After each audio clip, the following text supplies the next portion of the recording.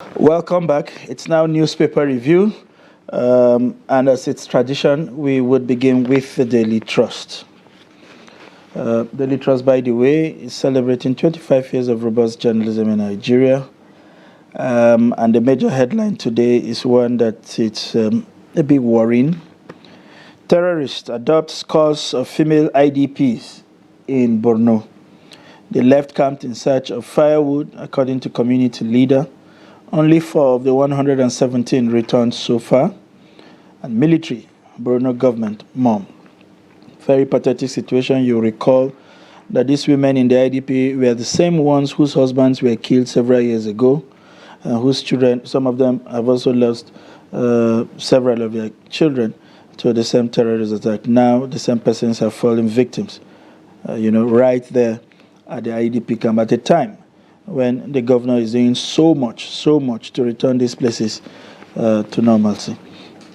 We also have a major story there on the front page of Smokes after an Israeli strike on Lebanon's southern village of Magdal Zaun yesterday.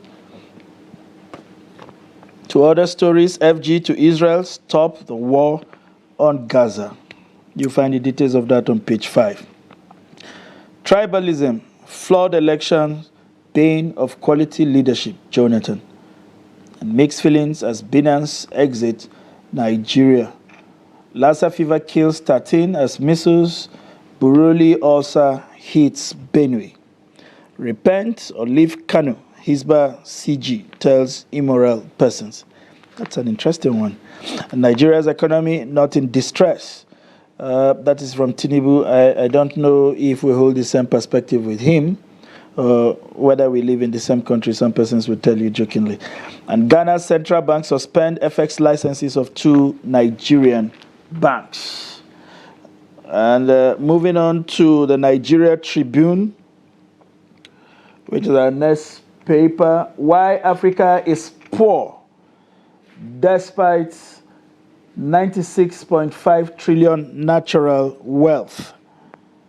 That's coming from AfDB President Adesina.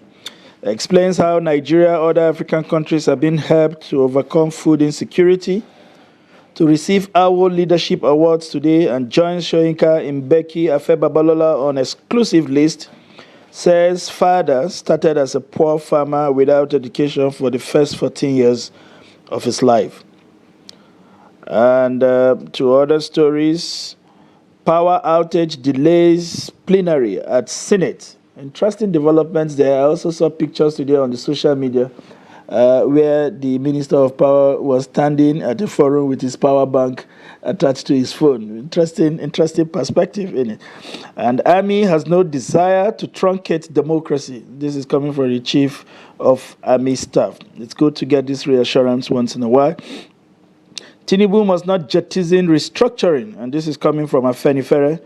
EFCC arrests 21 food landing trucks bound for Chad and Cameroon. Nigeria must recruit selfless, transformational leaders. That is coming from Obasanjo at the event marking his 87th birthday. Jonathan, John Mahama, Bishop Kuka, Governor Abiodun, and others honor him at 87. And Ondo Guba, Ondo Guba PDP may adopt zoning. That's it on Tribune. We move on quickly to the New Telegraph this morning. And from the stables of the New Telegraph, investors' confidence, man, tackles FG over expatriate employment levy. It's been raging all over the place since the introduction or the announcement of the introduction of that levy by the federal government. And to other stories on the staples of the New Telegraph, this is from the Sharia Council to the FG. Tackling corruption will address prevailing situation in Nigeria. Tinubu has no excuse not to restructure Nigeria. That's from Afenifere. Fraudulent concessions, reps summon blue economy and transport ministers. Sawolu raises bursary scholarship for indigenous fiscally challenged students. And EFCC arrests 21 Chad Central African Republic bound food landing trucks. Body of benchers admit Amechi 4,411. I mean, he's been governor, he's been minister, he's been Speaker of the House of Representatives, now called to the bar. It shows some resilience. And moving on to the leadership newspaper this morning. At the Leadership Awards, only drastic actions can save Nigeria's economy.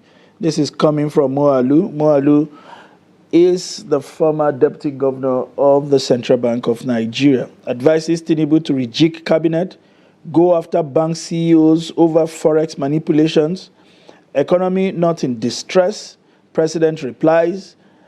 Awards push to do more, says governors.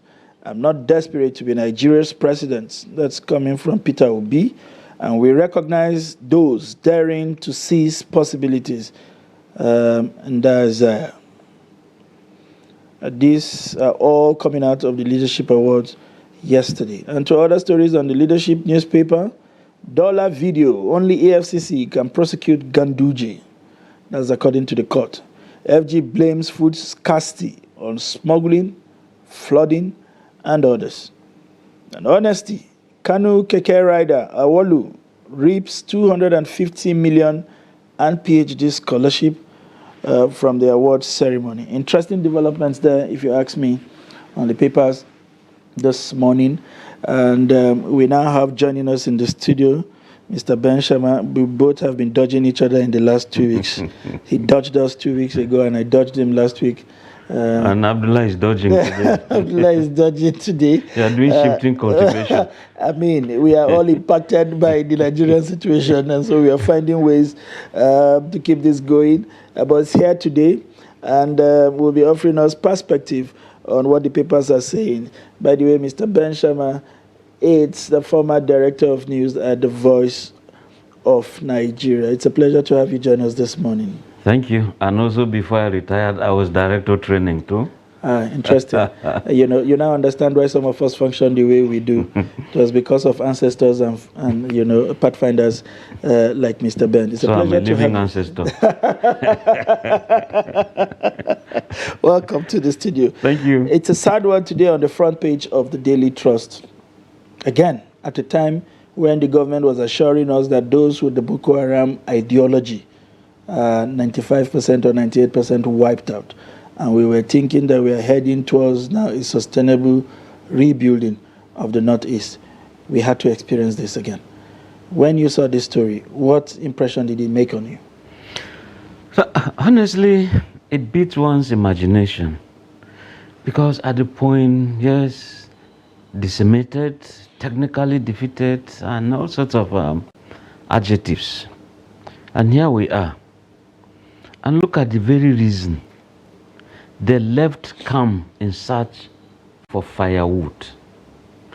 Recall that River Niger and in Niger State, Kogi State too, you always have cases of boat mishap where they capsize and people just die.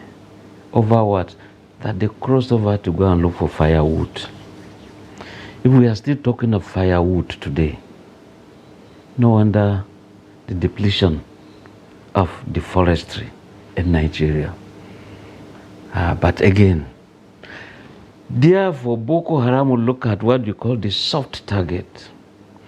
This could be women, and of course, the moment you have women and children among them, they become soft targets.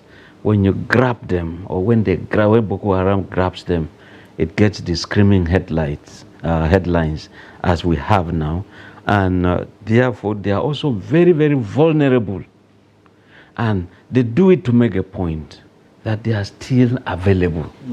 And it now,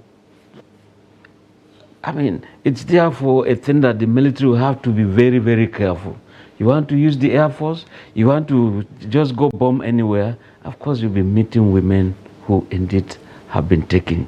Or when we're talking of scores, a score is 20. Scores. And we are saying out of 117 only 4 have been found, approximately.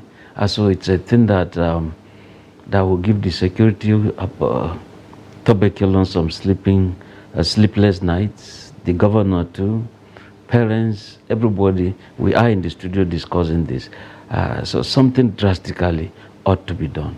And in the camps, what really is being done? How is the cooking being done? And I can see the active governor there, Zulum, is actually trying. But I think that you should also look at this. This is a very big key indicator that all is not well in the camps. If there has to be some little gas cookers being given to save a situation, so be it, because the devastation of the desert is real. So when people go fell trees, come cook in order to survive, I think it's something that ought to be looked at seriously. All right. I wish we could stay on this for long, but there are quite a number of things happening in Nigeria. We'll take a look at others. Another painful one is Lassa fever killing 13 in Benue. You know, we have been living with this for almost forever. You know, this reoccurrence of avoidable deaths. Do you think we are doing enough when it comes to sensitization, you know, or prevention of this kind of deaths in our local communities?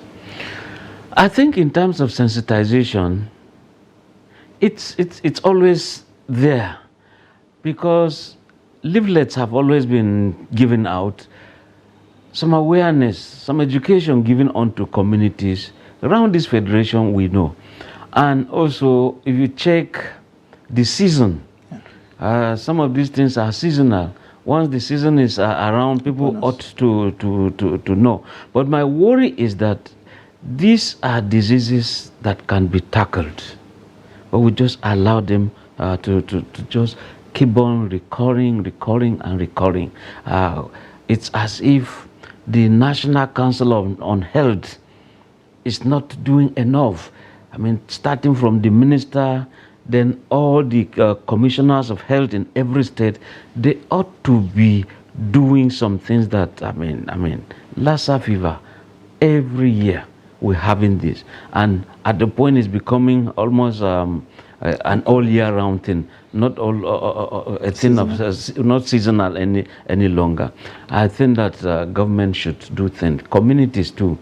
Once you know these are the things to be avoided, NOA and even at the state level, state on radios or TV stations, even the social media have always been saying some of these things. I also know that even in some churches, I don't know about mosques, but I do know that many of these religious organizations have been bringing a kind of awareness to worshippers. You know. All right. On the front page of Leadership newspaper this morning, it's the conversation that I held yesterday. Interesting voices from that place. We heard Mo Alu, who was former presidential aspirant, former governor Central Bank, former professor University of California. Tells us about what we need to do. He calls for a rejig of the minister and is urging the president to fire people who are not performing. He calls the 30 trillion Ways and Means a monumental fraud that needs to be investigated.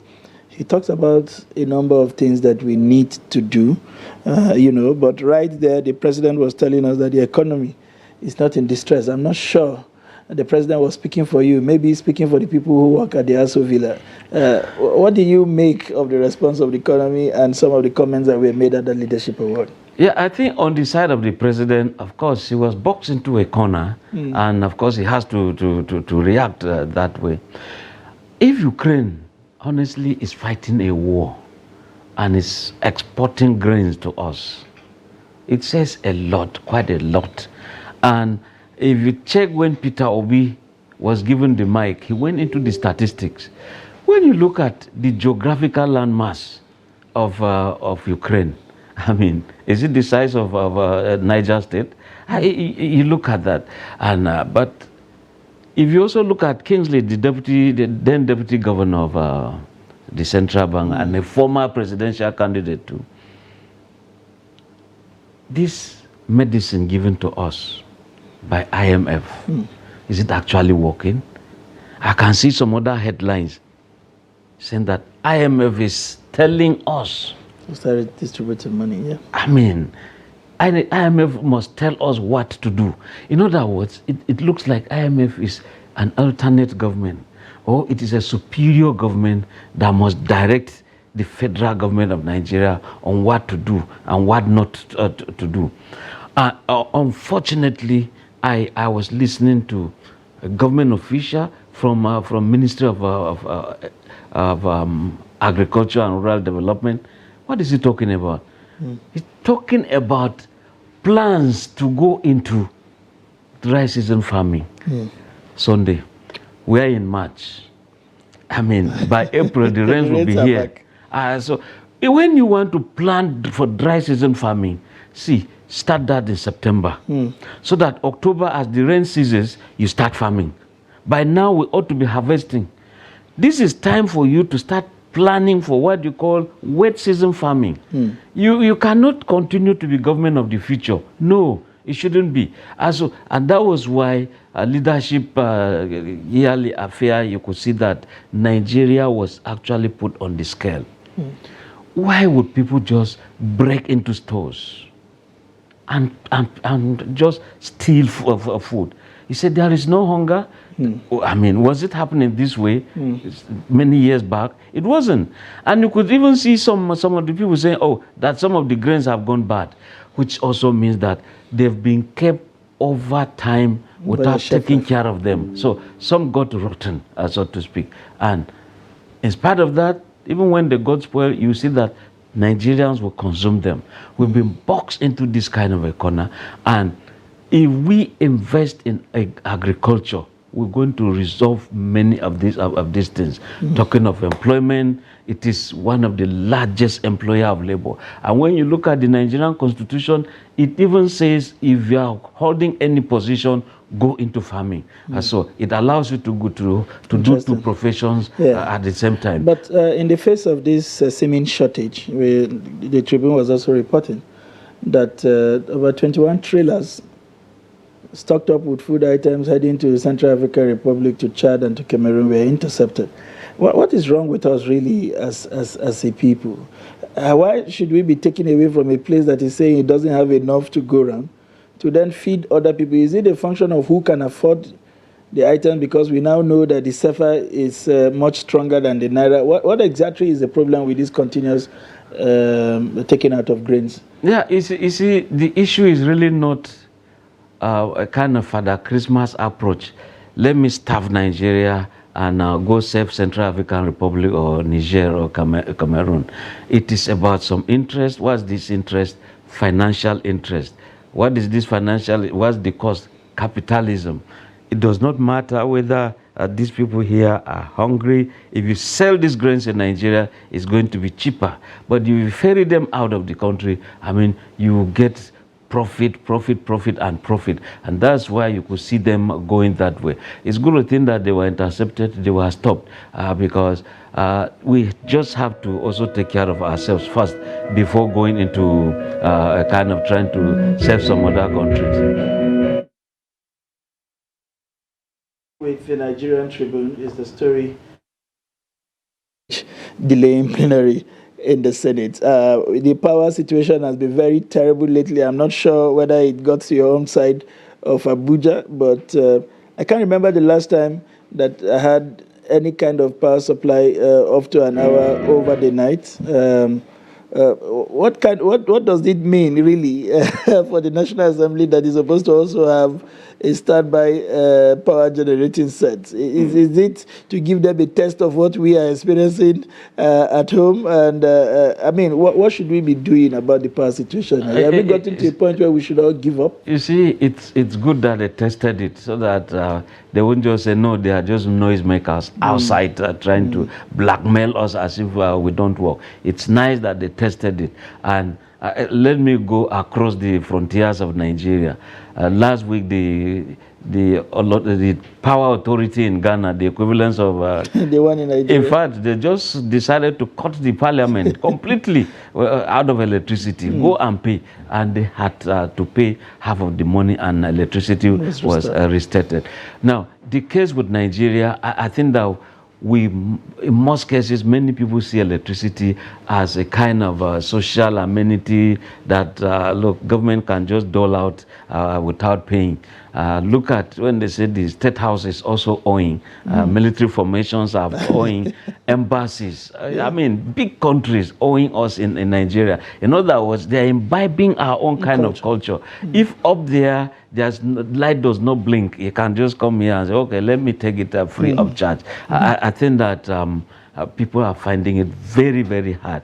And you ask me what I do personally. I have this Chinese torchlight. So look, just keep it in the sun. Well, in the night, it serves you. How does that help you sleep at night? I practically took my bath 5 times over the course of last night. You see, what I also do is I have signed an agreement with sleep.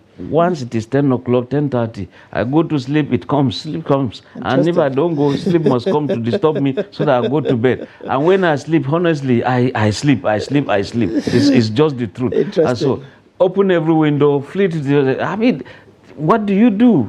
I mean, we ought to have a government that is very, very sensitive, that also wake up, allow electricity distribution companies to wake up and increase prices of this consumption as at when they feel like. And we're talking of instances where they said they generate electricity and to transmit is a problem. People do not buy. And states at the point would also generate. You now send it to national grid. How do I generate this? And I now send it. Say, okay, send it to so state. They are a commercial state. We will generate it, as you know. So it's good a thing that they've unbundled it. And I think there's a bill in the National Assembly, or the president has signed it into, I've forgotten, which now allows states, look, take charge. Just like we've seen the geometric in Bat Energy. Look, when he came in as a member of the diaspora, he accepted one. He was given this power sector thing. He saw that there was too much of government interference. He would want to move this way. He then pulled out and said, look, I will give an example of what it takes. But don't expect that this thing will come out in a year or two. Took him 10 years. It takes a long time to produce this, and he was going to do it, and he has done it. So this is now a kind of a template for others. Can a state government do it? Can individuals do it? Where are the industrialists? Not those who would just claim we are billionaires, but you don't see, I mean, you don't see the companies, you don't see where people have been employed. Right. Forex billionaires.